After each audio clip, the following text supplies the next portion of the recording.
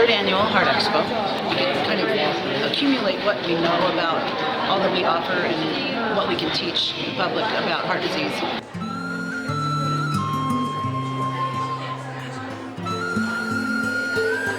The mitral valve is between the left atrial and here the left ventricle. Here. Okay? You can see the leaflets of the mitral valve, then the cords of the mitral valve. Finally, you can see the papillary muscle in the left ventricle.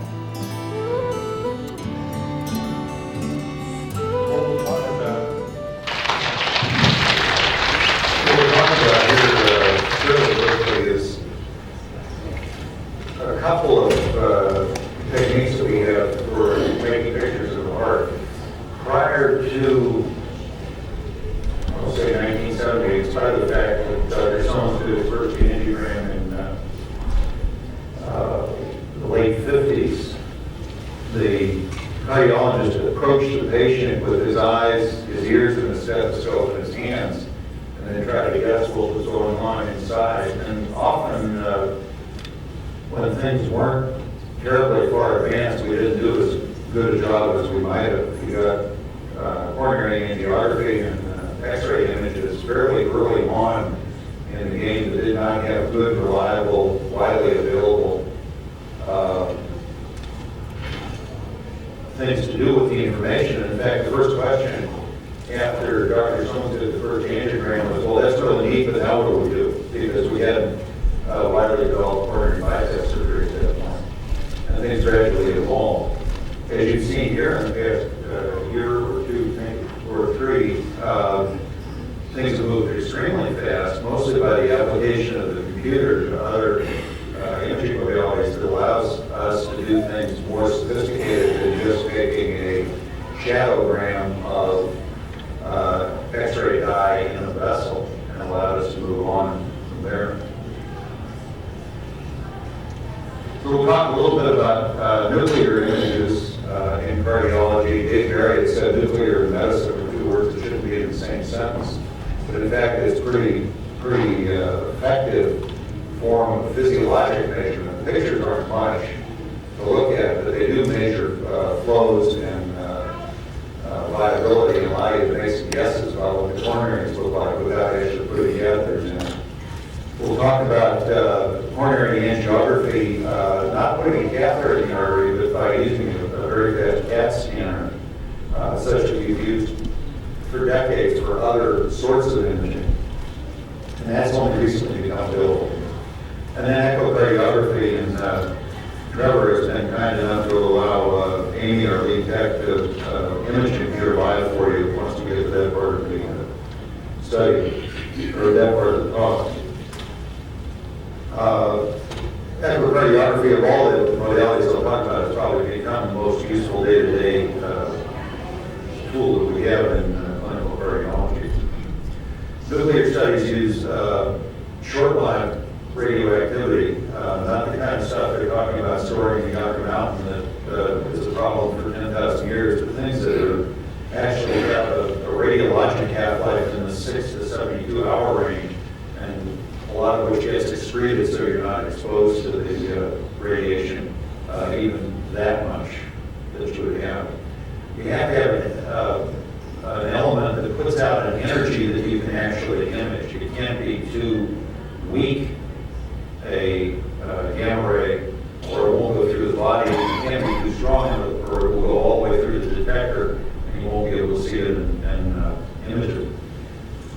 You have to have some kind of physiologic measurement you want to make. You either look for blood flow or relative blood flow, or you look for how the heart moves, or whether you have living tissue or scar. And then you have to have somebody to display the information. And that's all been worked out. They talked for weeks about these things in courses, and we're going to do it in a few short minutes here. So, the most common thing that we do in nuclear cardiology is called perfusion imaging. And what it basically does is look for areas of poor blood supply to the heart. You have to dilate the coronaries in order to make this measurement. And you dilate it either with exercise, which causes vessels to dilate, or you give a chemical, a drug, that makes the heart go fast and mimics exercise, or you get something that dilates directly, any of the above. Mostly your heart gets by at rest. And if you're having a narrowed artery, it only shows up as a problem when you try to put more blood through it. The gentleman who's having his leg worked on, it does fine at rest, but when he tries to walk, he gets trouble. So what we do is we make an image of the heart, and then we come back and make another image with stress, and then you compare the two images. And if the blood supply is bad or inadequate with stress, then it shows up as a defect on the image. You can also gate these things, and you make a little 10 or 20 frame movie, and then play it over and over in a loop, and you can watch the heart beat. And we'll do some of that with the Expo machine, but it's also doable with the nuclear camera. And then you can measure how much of the blood inside the heart is squeezed out with HB, which is a good indication of how worried we need to be about the situation from a clinical standpoint. If you're squeezing out more than half the blood that's in there, you generally do okay. If you're squeezing out a lot less than that, you generally are in serious trouble. The nuclear procedures are used to find narrowed arteries, try to figure out how much of a problem it is. There are some of these that you can see from across the room, and others sit and agonize over to whether they're normal or not. The ones you can see from across the room don't generally do as well. You can look for heart muscle function. Scars don't pick up radioactivity as well. And then you can get some assessment of how somebody's likely to do by how severe the problems are. This is a study where we're comparing two pairs. Every line has a comparable line that was taken at another time. This top line and the third line and the fifth line are taken with stress, and these are taken at rest. And what you'll notice here is that in this image of the heart, which is sliced like you slice a cucumber by the computer, you have a little area down here in the 4 to 6 o'clock range. It's a little bit darker than it is at rest. That area is fed by a somewhat narrow coronary vessel. If the artery were normal, it would look this way on both images. Here's sliced another way. It's kind of julienne, sliced along the long axis of the heart, if you will. And this area is pale, and here it fills in. This is slicing horizontally, parallel to the diaphragm, and what happens is you're slicing parallel to the defect, and it's much harder to see.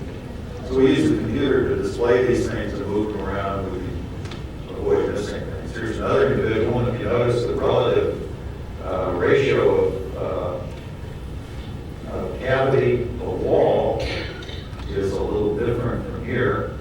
It's a bigger cavity in the second one. And you can see an area that is mostly artifact scar that doesn't change much between stress and rest. Only minimal change between the two. So you can show up scarring, and you can show up the fact that the LV cavity is dilated. Here's another one, the same story. CT coronary angiography is something that's become available to us only in the past year, and we're working to develop the use of this. You get a very fast, very high quality CD machine, and you have the problem Dr. Maddox told you about. You have these small structures that are moving very fast, and you have to acquire images over a few seconds and then put them together to make a picture that the computer can work on. It requires intravenous injection of X-ray contrast. The current generation of equipment, the 64 slice device, requires a 5-second breath hold. The one we had prior to that, you had to hold your breath and not move for 20 seconds, and that was a lot harder to do than it sounds like.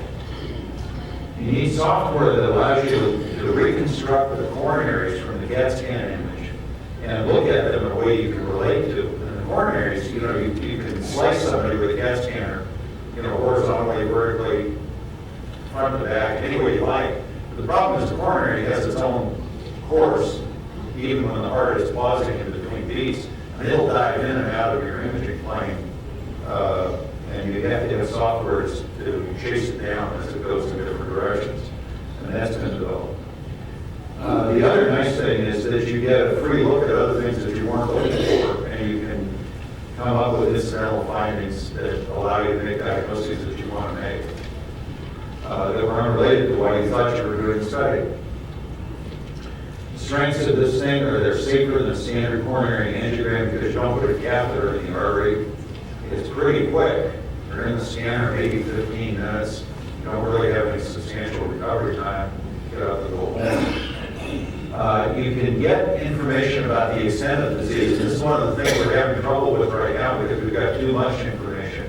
When you do the angiogram, you're looking at the dye in the center of the artery. When you do the CAT scanner, you can actually see the plaque and see the disease in the wall.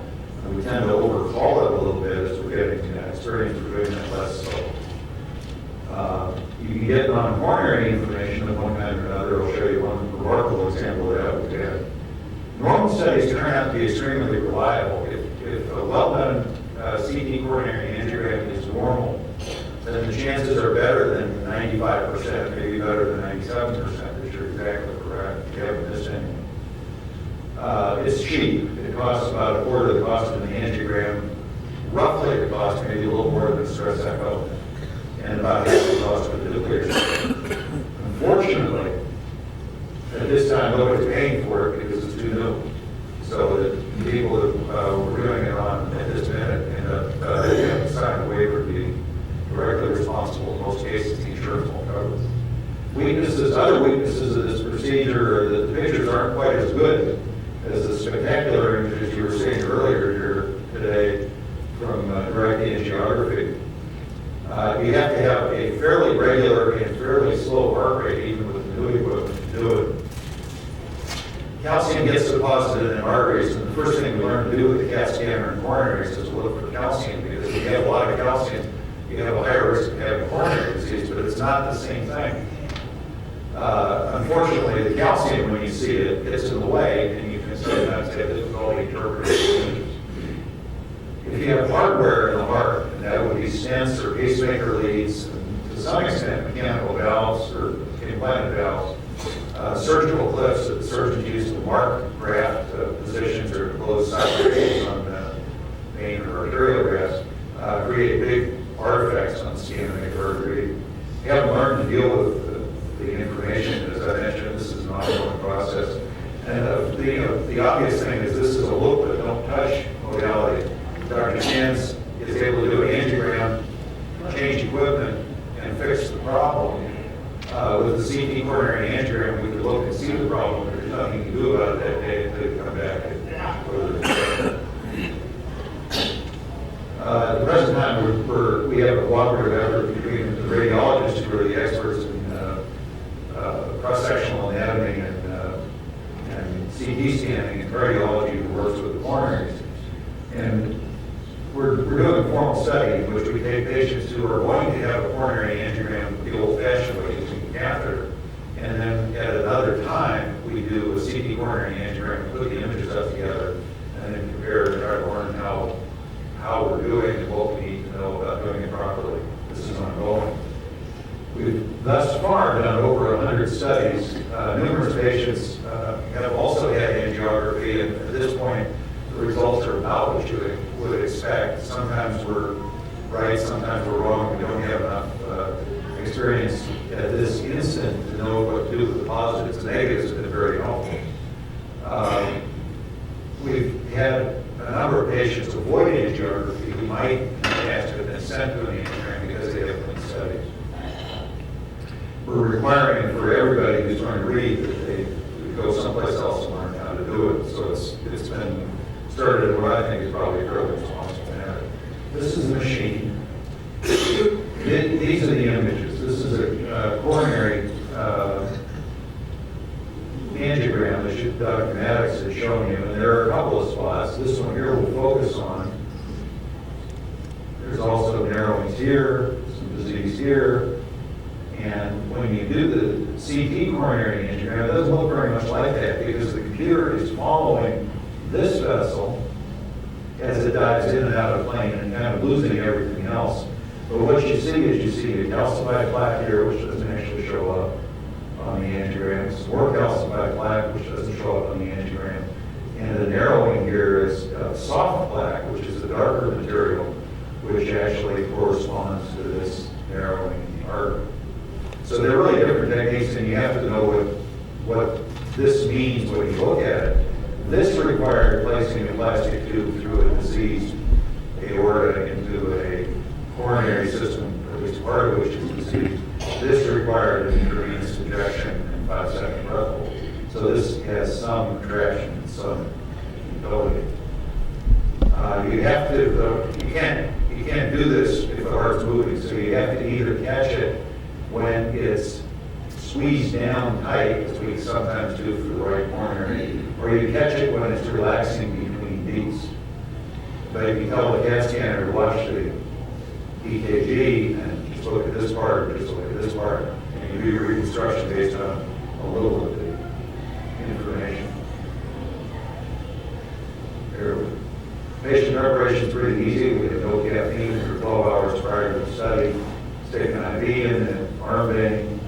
You use a medication, usually something called a beta blocker to slow the heart rate. You give it intravenously if you have to. We usually give it orally. We like to have a rate below 60 or 65. If it's regular, you can go faster than that with the new scanners.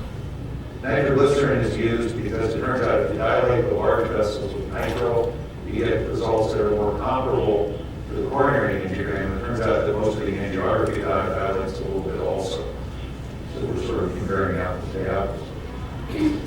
This is the original images, the CAT scan images, and this is something that the cardiologists are only becoming familiar with at this point in time. We're looking up from the feet. This is the breastbone. This is the chest wall. This is the backbone. Here's the descending aorta going down to the abdomen through the chest. This is the heart. Here's the ascending aorta coming up from the heart. And here's the left main coronary and the anterior descending coronary. Slice it a little bit farther down. You've got left ventricle and right ventricle. This is done with a bolus injection of dye, so the dye is moved out of the right heart through the lungs and is entering the left heart. You can actually see some of the structures inside the heart as shadows here. Descending aorta, back to the breastbone. The computer reconstructions are a lot of fun, and they're actually a lot easier to relate to. And you can sit at the workstation and actually remove structures if you want to see this vessel here, which has certain mathematical characteristics in as much as it's small and round.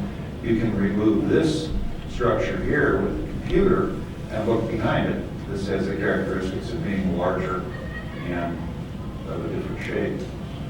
And the computer can do that for you. There's the right coronary coming off, wrapping around the bottom of the heart. Left coronary comes off behind the pulmonary artery here and comes down the front. There's a couple of calcified plaques. I'm not quite sure what that is. You can remove the heart and just look at the arteries by a similar technique. Here's a more or less straight-on view. There's the ascending aorta. There's the aortic valve. There's little black lines there. Right coronary, left coronary. Here's looking from above, same thing. Here's looking from under the left arm. Here's the right coronary coming out from behind the aorta, left coronary branching this way. As much as Dr. Matter showed you with the cath lab-derived images and the subsequent computer manipulations, here's a stent. What the stent looks like. It doesn't really look quite like that, but the X-ray interaction with the stent makes it look bigger. Here again is a reconstruction of the normal artery. 60-year-old diabetic man with chest pain, and nobody could figure out if he was anxious and having chest pain or if he was having coronary artery disease. Looking through the left chest, slightly to the left of center.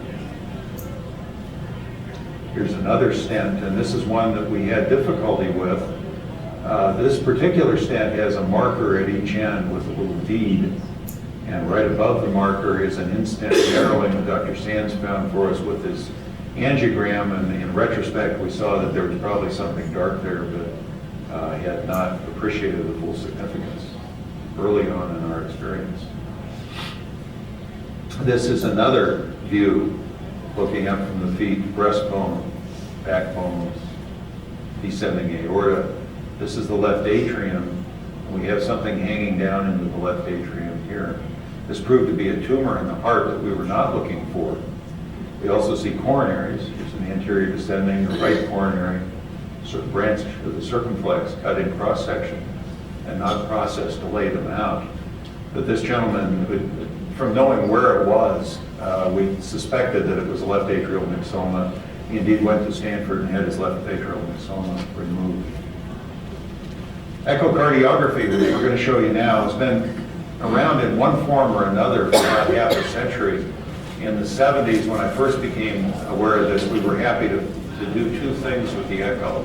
One was to see the anterior leaflet of the mitral valve and watch how it closed as the heart filled. And we could tell if somebody had a rheumatic mitral valve or not. Rheumatic disease was more common then than it is now.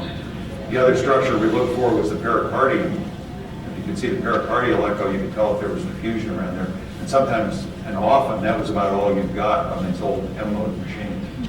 The machines have gone through a variety of evolutions. The first thing we did was to get two-dimensional echo, which allowed you to make a picture that you can relate to, not unlike the pictures that we're probably more familiar with looking at infants in the uterus. Then we got better quality of imaging called harmonics, and we got contrast to work with the harmonics that we'll show you a little bit of. We have started doing three-dimensional images, which unfortunately for most purposes have to be sliced up and displayed two-dimensionally, but can be very useful in some limited areas. An echo has suddenly become reliable and relatively cheap, so the device that Amy has in front of her here is the size of a fat laptop computer instead of the Maytag wash machine size that we had a year or two ago to try to do the same work with. It's ultrasound of the heart, and we're talking about sounds where your ear can hear something in the range of 1,000 to 10 or 15,000 cycles per second. Cardiac ultrasound is at something on the order of 1 million cycles per second. We can analyze the return echoes for changes in that frequency and then get Doppler measurements, not unlike your Doppler weather radar, and tell direction and speed of motion of things, mostly red cells, sometimes heart muscle. We can make images and see what the physiology is, how things are moving. And then we can use contrast, and we'll show you some of that on some studies. Because of some work by a fellow centuries ago called Bernoulli, we can measure pressures by looking at velocity changes. And you can get pressures inside the heart. When I started in this business, you had to stick a catheter in to measure. We can now make reasonably accurate measurements just looking at velocity changes of the red cells. It's non-invasive. There's no ionizing radiation. It's easily repeated. And it's been extremely well validated over the years with the pressure from our invasive colleagues asking us to do better and match the results that we get with catheters. Amy is going to show us Trevor's heart here a little bit, and hopefully, Carl, we can switch over whatever we need to do to see the echo machine. What she's going to do is put the ultrasound is stopped cold by air. So what she does is she puts some gel on to make sure there's an airtight seal between the end of the transducer, which is something that changes electrical energy and the mechanical energy of the sound, and then changes the mechanical energy of the return echo back into an electrical signal we can see. And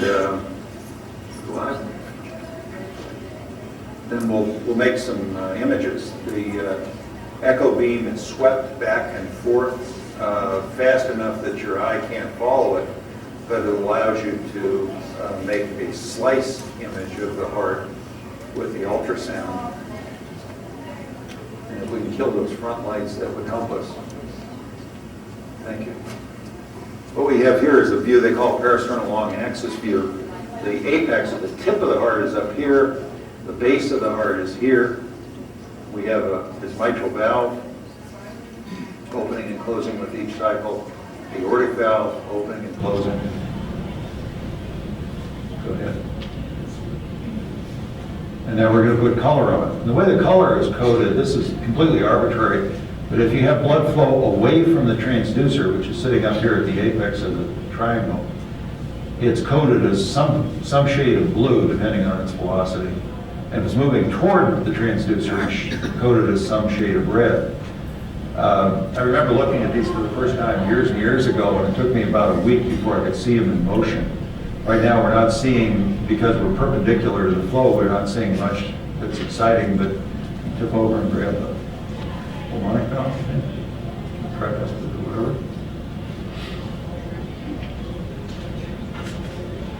These are a little bit tough to get from this view.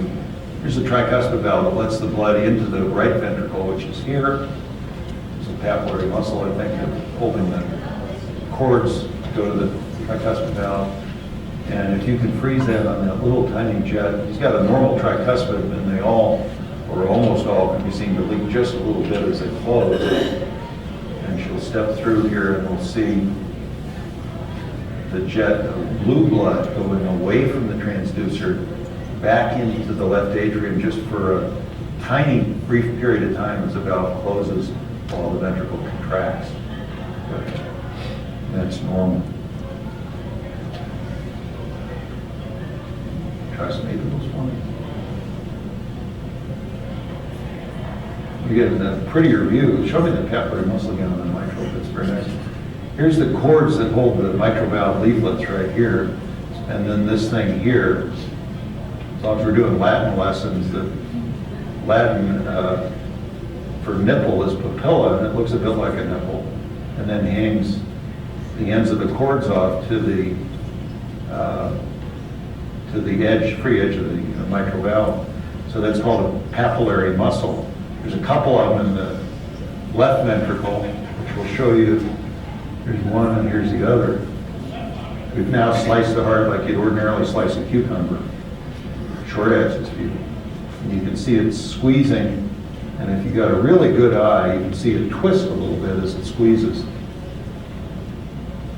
And now we're moving up and we're looking at that mitral valve from the other direction. We were looking perpendicular to this plane of view a second ago, and now we're looking this way. And then you can slide up to the aortic. Here's the aortic valve.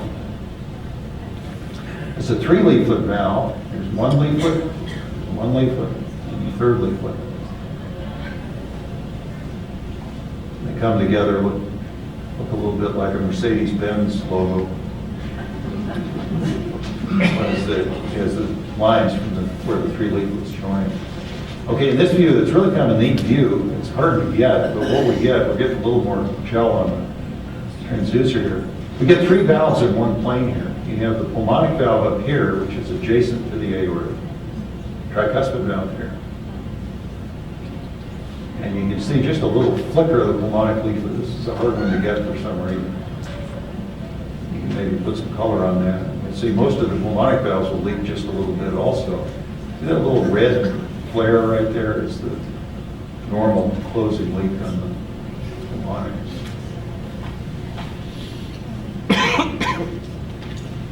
And I don't know if we can see the tricuspid. Let's go to the apicals here because I think Dr. Sands is going to want to get back in line here pretty quickly.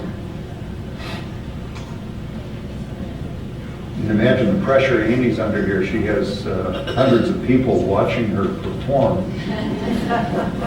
She's doing a spectacular job here.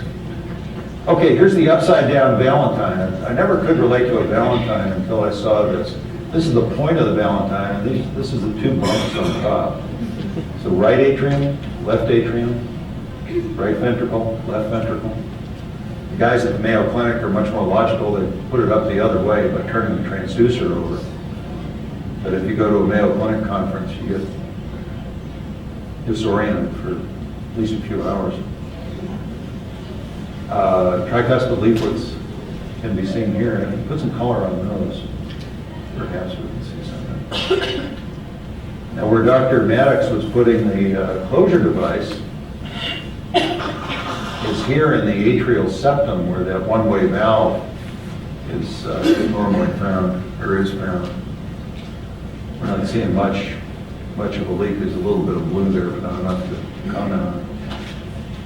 The kinds of measurements you make here include velocities of blood flow through the various structures, and you get a rough idea of how much the valve is leaking by how big the color jet is of the backwards flow.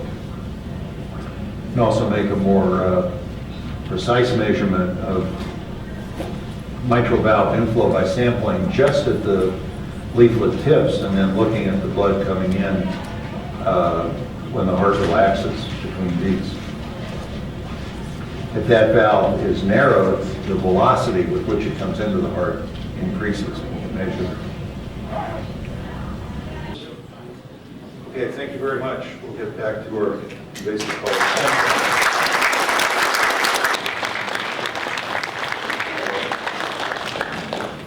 But I'm going to talk about something. I get an easy job because I get to talk to you about something that is new and exciting, a new concept, a device, a gadget that is on the threshold of changing the way in which we treat coronary arteries with catheters. That will create a new era in the treatment of coronaries with stents. And why is it on this program? Well, it's on this program because of the astonishing and highly unlikely fact that it was conceived and invented in the cath labs of this hospital.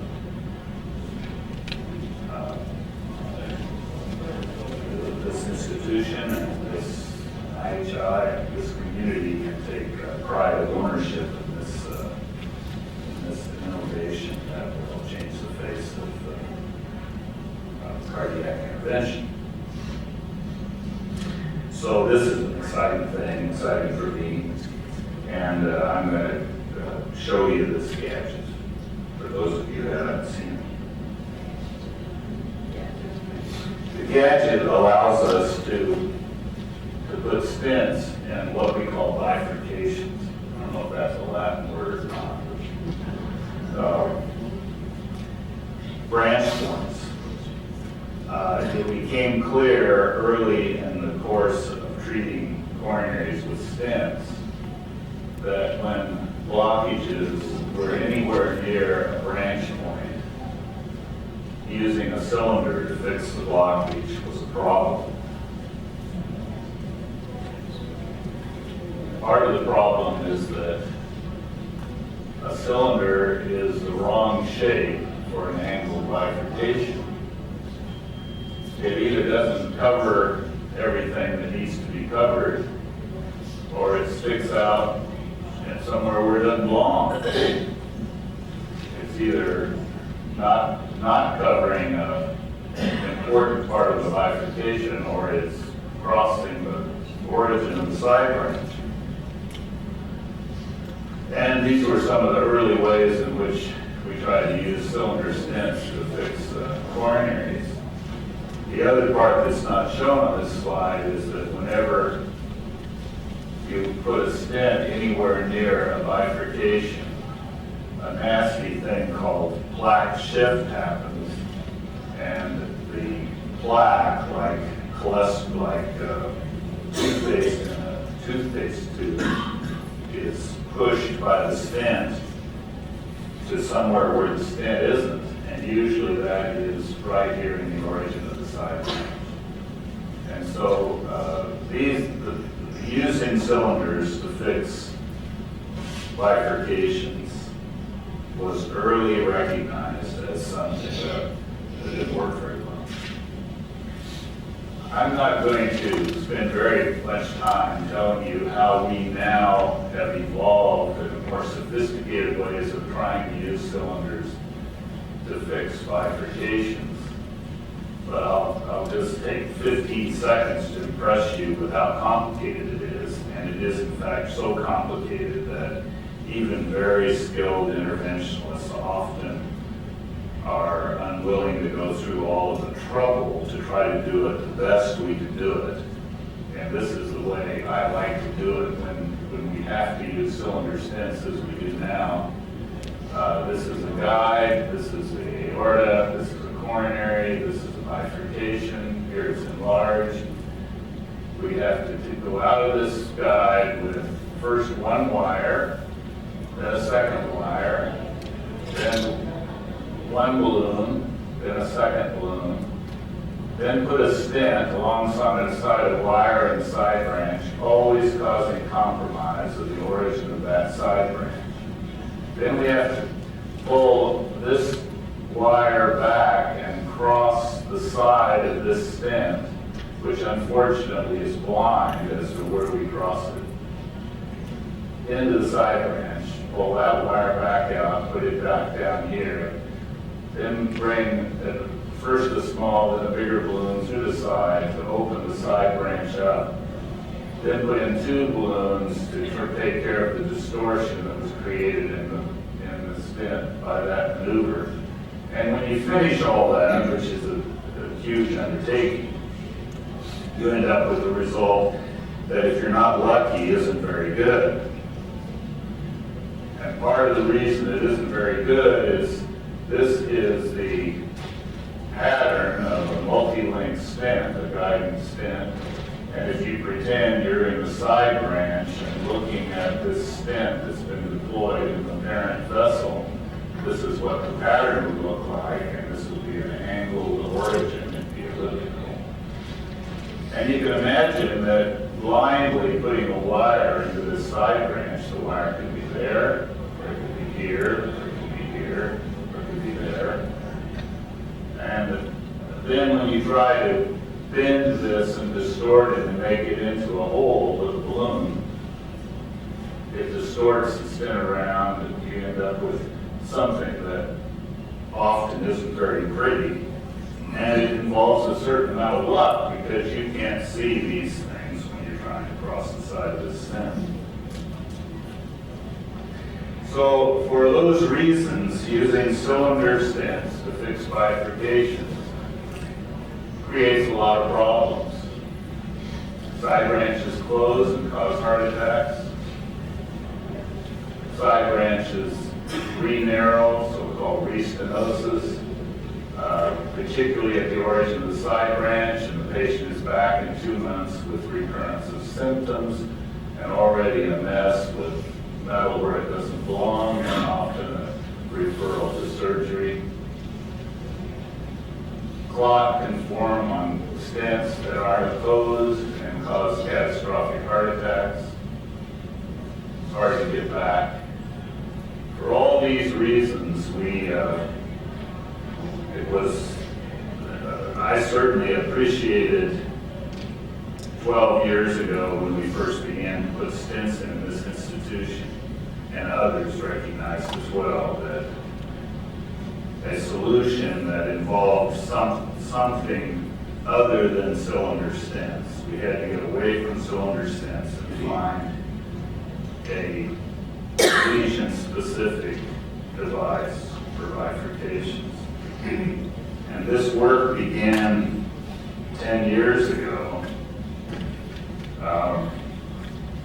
when I first took some then new ideas to Guidant, and I began to work with Guidant engineers. And it's hard to believe that 10 years have passed. I'm going to let you read these quotes while I'm telling you this little story. This is a 20th century German philosopher. This is a man with some inventor credentials. But I can tell you that without giving you all the details of that 10-year history, that it involved 2 major dead ends where something that seemed really good and ought to have worked ran into an obstacle that kept it from working and had to be abandoned. And we had to back up, learn from what didn't work, take what did work, start out in a new direction, find another obstacle, do that again before we arrived at the device you're going to see, which I believe to be the answer. And forgive me for an engineering drawing, but this is from one of the early patent applications. But this is the device. It is now called Frontier. It's now being sold in 35 countries of Asia and Europe. Does not include the United States. It will appear in this country in a improved and importantly coded version, and it will probably be in clinical trials next year and will be available to view our patients sometime in the year 2008, at which point this story will be about 12 years old. This is a stent that has a side aperture. This is the stent part. And two balloons, a little balloon, a short balloon, and a longer balloon. There are two wires. One wire comes in from the side and goes out the tip. One wire comes from the hub, goes through the small balloon and out the tip of the small balloon.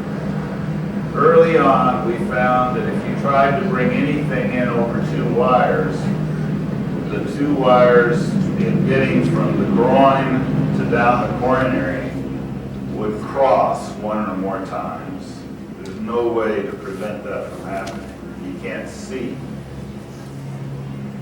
And that wire cross or wire wrap would then prevent any device that is going in over two wires from being delivered to a site, because it encounters the place where the wires are wrapped.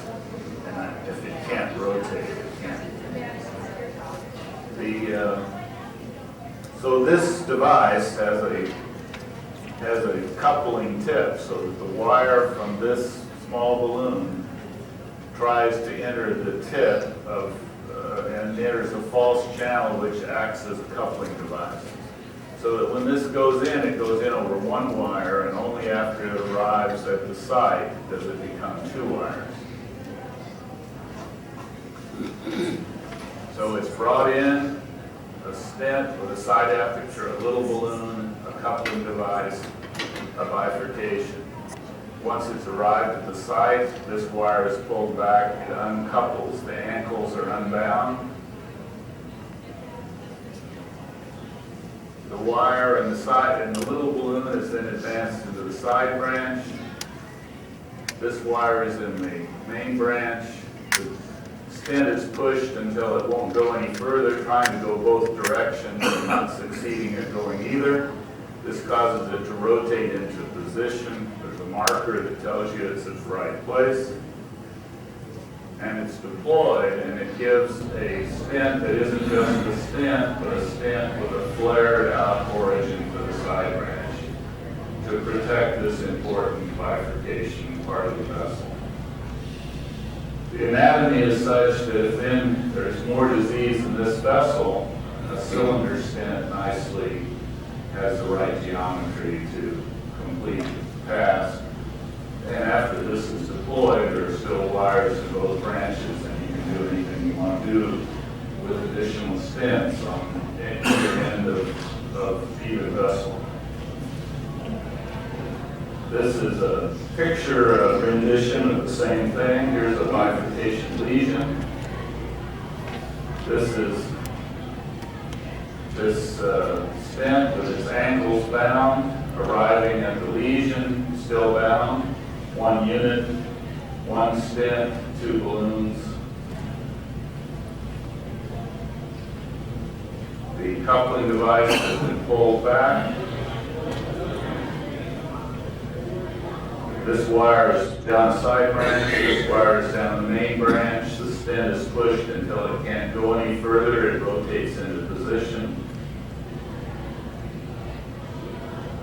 Both balloons are inflated simultaneously by an inflation device. We now have a wide open stent that accommodates this bifurcation and protects both branches. The balloons can then be removed with the wires left in place, and we can put in more stents or do more things. And I'll now show you my favorite graphics.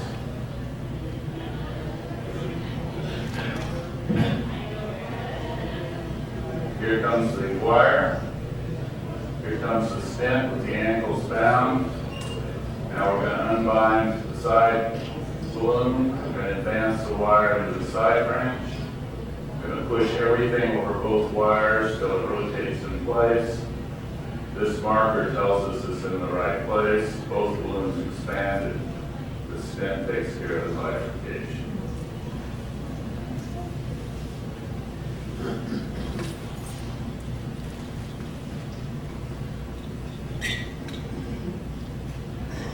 Well, this turns out to have a whole bunch of advantages, and frankly,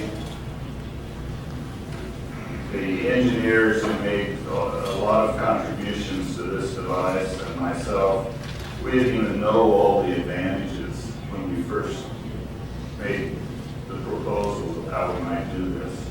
And many of them had been discovered as we had been developing this, and we've had the wonderful opportunity of saying, isn't it lucky that our device is designed to handle that problem already?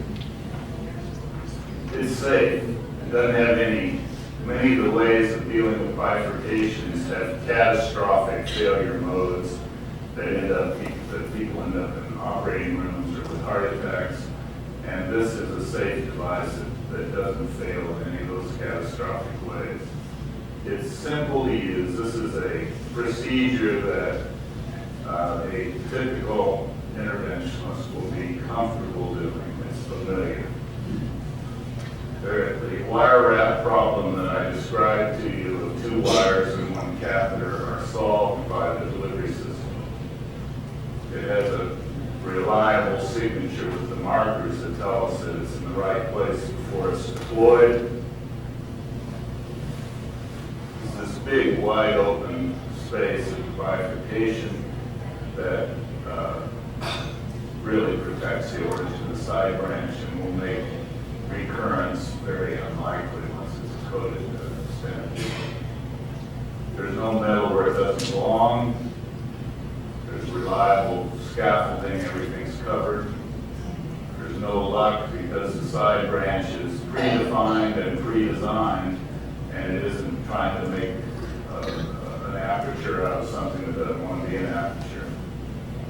There's no opportunity for plaque shift because this is deployed with a kissing balloon. Each branch is protected by its own balloon while it's being deployed. You can't shift plaque from one place to another.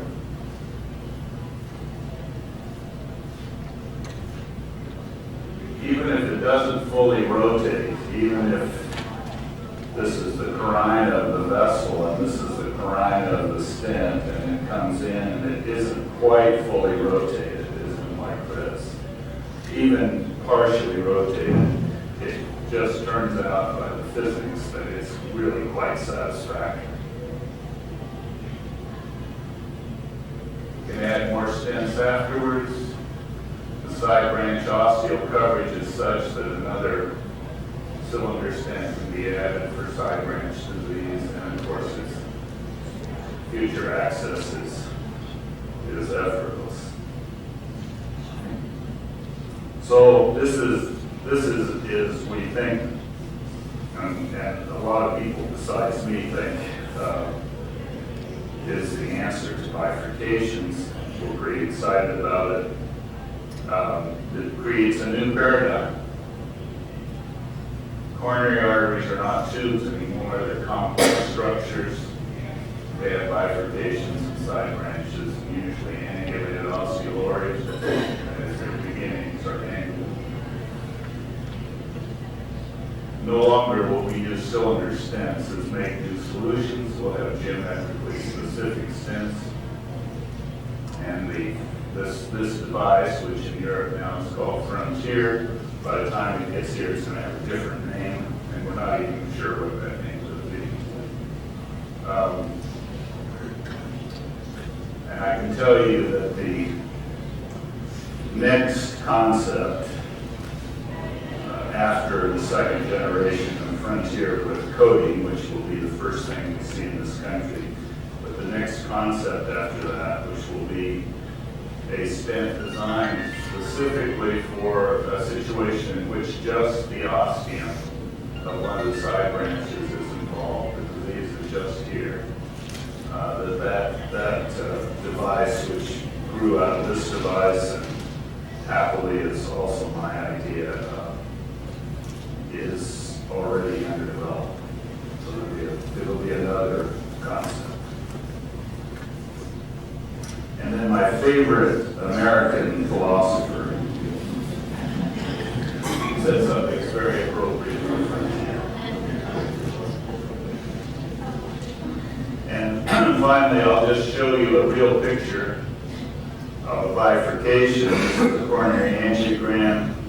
This was taken in Poland, and I was lucky enough to have an opportunity to, I can't put one of these stents in this country, but I went to Poland and got to put in a number of these stents. And this is a case from Poland, and this is a bifurcation problem. You can see that there are two major branches here, both of which have severe narrowing. And if you put a stent in one of these, you're going to create a big problem with the other. So this is the situation for which this device was designed. We dilate first one. There are two wires. There's a wire in each branch. We dilate first one, then the other. Then this is the Frontier device brought down. This is the mandrel, the little thing that connects the ankles being withdrawn. There are three markers. This is in position for deployment with the side branch wire down the side branch. This is what it looks like when it deploys. You can see there's a short balloon and a long balloon. This signature is defining what the device will look like inside the artery.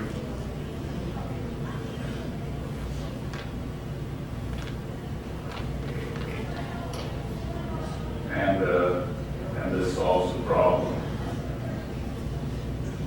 And with a device that has coding, and will, as it will when it reaches this country, we think this is going to be the answer. Do you have a question? Yeah, when you refer to coding, what are you referring to, Doctor? Coding became a reality in 2003 in this country, and there are currently two codings that are approved and in use, and there are others that will soon be in use, but these codings tell the body not to react with scar tissue. And before coatings, stents work very much better than just balloons in terms of being a permanent answer. But in about 10 to 15% of cases, a stent will re-narrow and require additional treatment. And the drug coated on the stent tells the body not to do that and makes re-narrowing requiring something more to be done at that site very rare. Bifurcations, these branch points, are the worst ones for scarring, re-narrowing, have to come back and do something. So the drug on this stent, covering that bifurcation with a drug message that says no scar tissue, is particularly important, and it's been a requirement of getting this to where it needs to be. Thank you. What's the lifespan on the stem? Well, if the healing process doesn't defeat it, and with drug coatings, that is it almost doesn't happen anymore. It is a permanent solution. The body grows a layer of cells over a stent. It becomes a part of the wall of the artery, and it's quite unusual for any problem to happen at that site. If the patient is back a year later or 3 years later, it's usually somewhere else.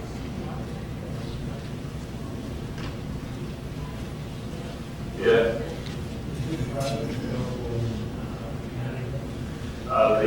The first generation Frontier that does not have coating yet is released in Canada and is implanted in Canada.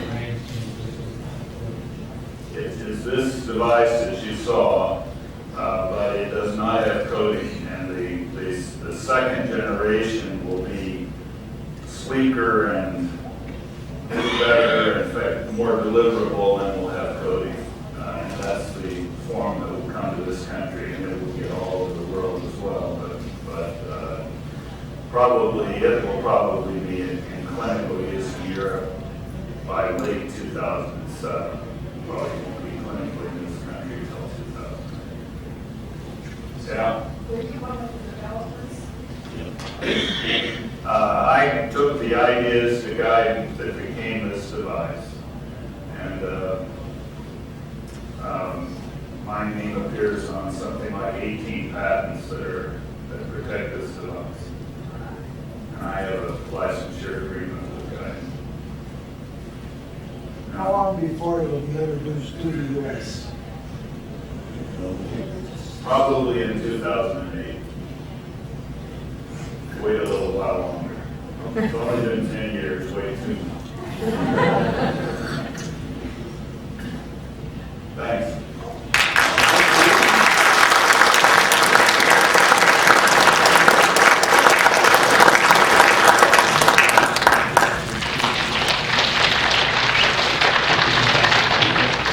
Try this again.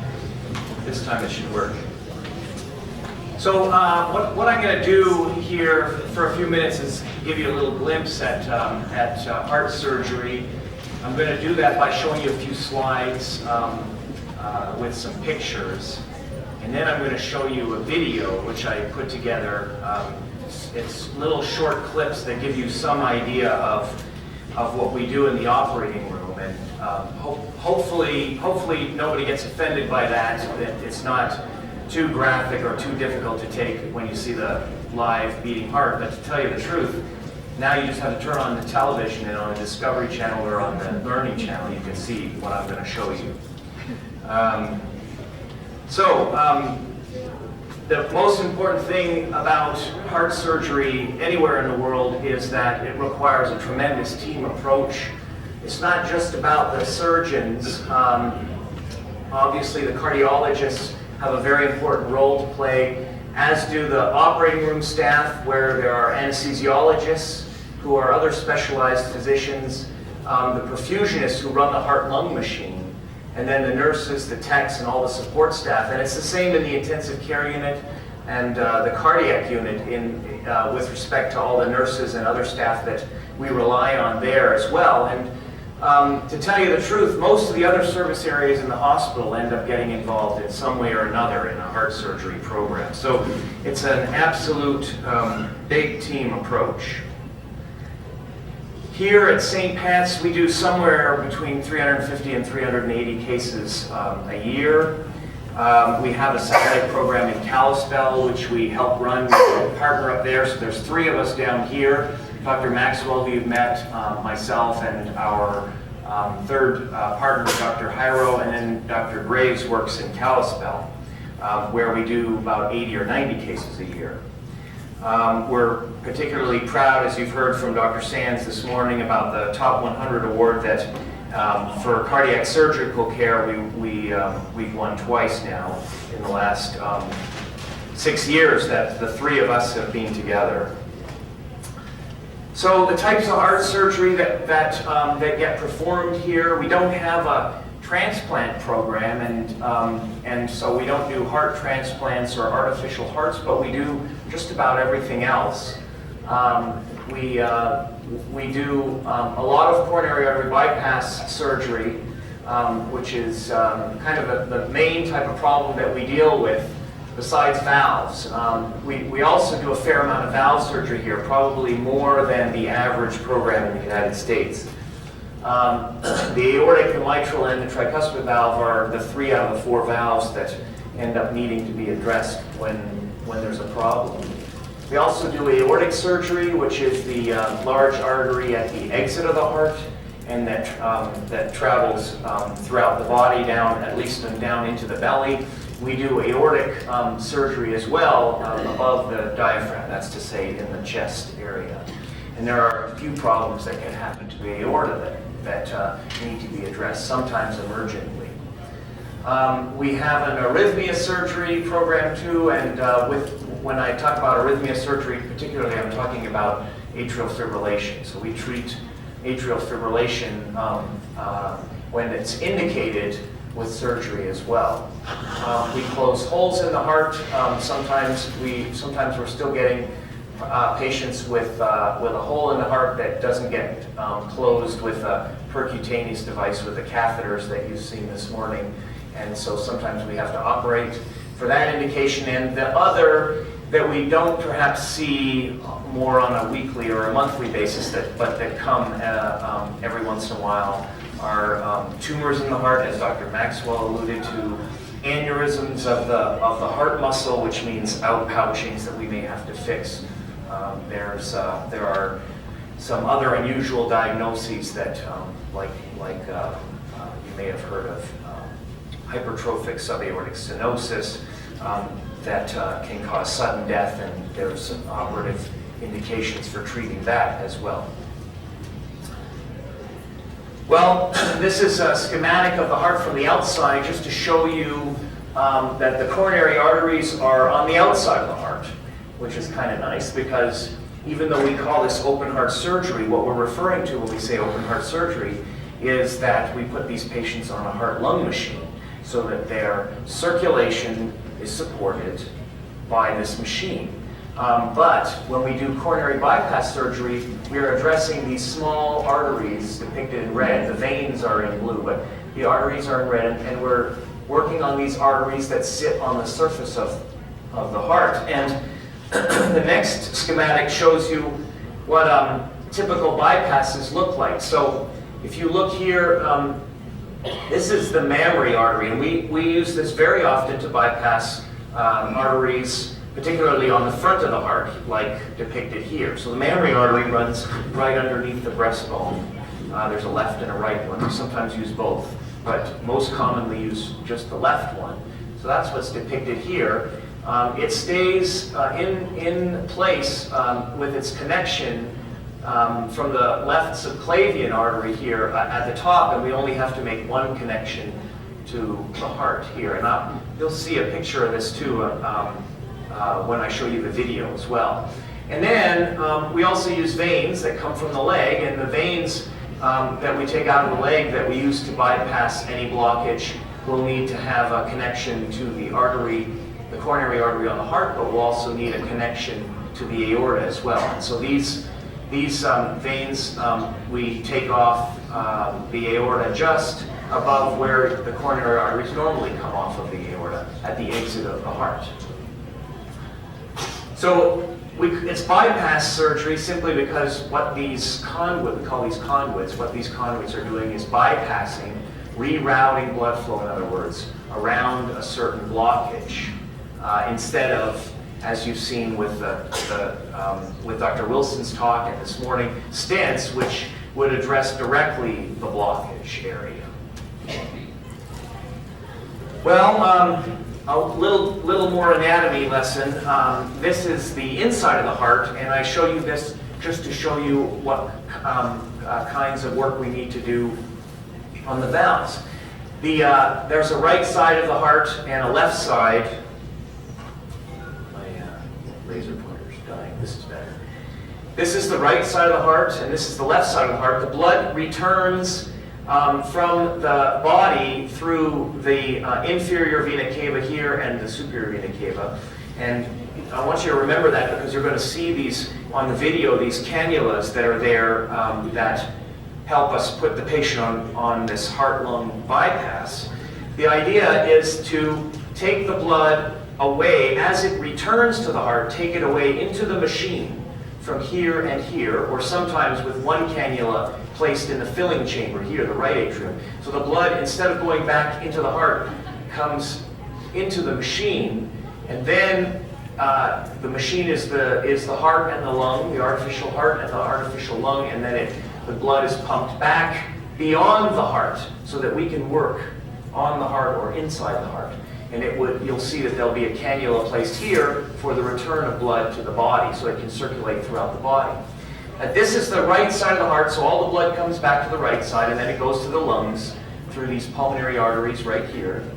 And then when it comes back to the heart from after being oxygenated in the lungs, it comes back to this filling chamber called the left atrium by these pulmonary veins here, here on the left side, here, and here on the right side. And then it goes to this very important pumping chamber which pumps blood to the body.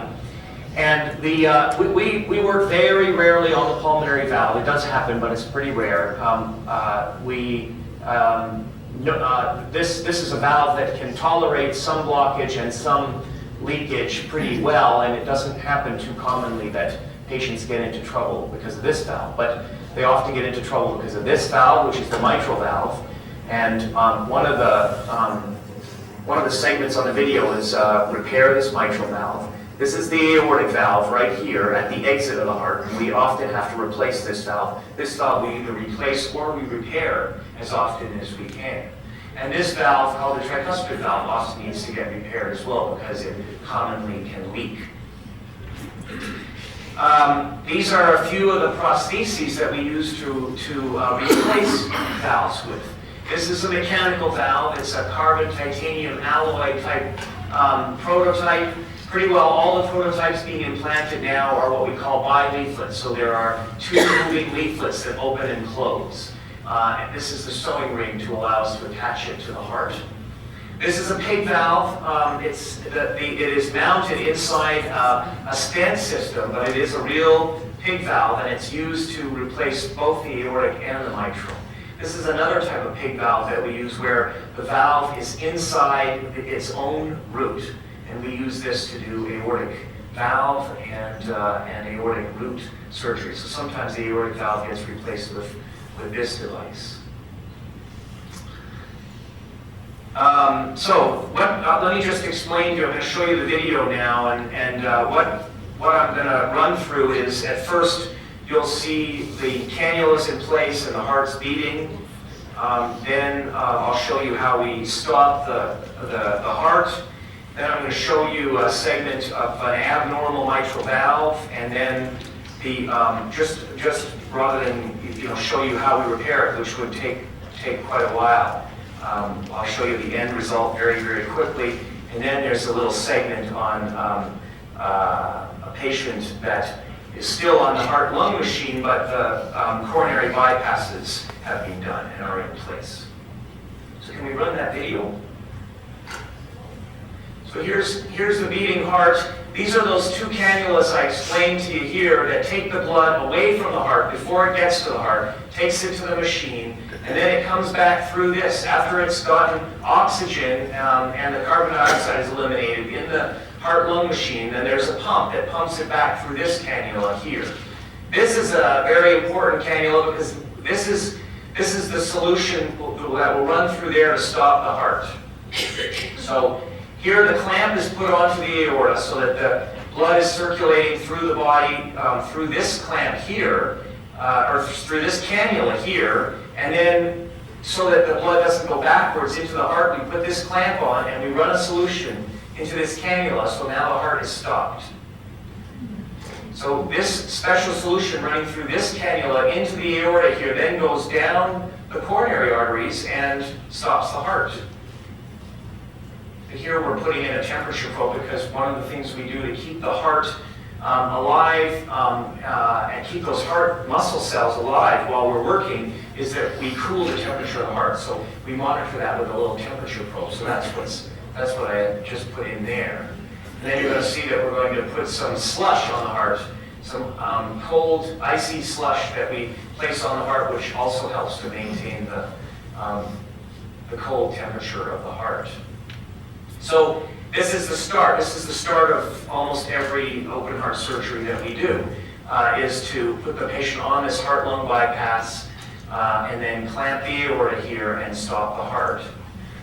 And then once we've got the heart temperature cool enough, that's when we start to do whatever work we need to do, whether it's to work on the valves or to put the bypasses in place. So here it should come, there we go, so there's the slush going on, and then it'll be over. I'll switch to the abnormal mitral valve then. So I don't show you how we get inside the heart, but that's how we start pretty well every surgery. So there's inside of the heart. We're right inside the heart, and this is that mitral valve that I pointed out to you on the schematic. And this is a very abnormal mitral valve. This is a myxomatous mitral valve, so this is very, very redundant tissue. Normally the mitral valve would not have this excess amount of tissue. The mitral valve opens and closes a little bit like a trap door, so it's two main leaflets that come up against each other and open and close against each other. You see that, but probably with difficulty because this is so abnormal. This is the anterior leaflet up here that I was pulling on at the beginning there, and then we're pulling on the posterior leaflet here, which has a tremendous, tremendous excess of tissue here. Some people replace these valves. We try to repair these valves because we believe that you're better off with your own valve instead of an artificial valve whenever possible. And so we go ahead and repair these valves, and this takes a fair amount of work to address both the redundancy of the anterior leaflet and particularly this tremendous redundancy of this posterior leaflet. And you'll see what I mean when the repair job comes up here soon fairly quickly. But the idea is that we want to try to establish a smile, which I'll try to show you. A smile between the posterior leaflet and the anterior leaflet, so that the anterior leaflet and the posterior leaflet butt up against each other like this, and then you see between them, because of the shape of this whole mitral, you see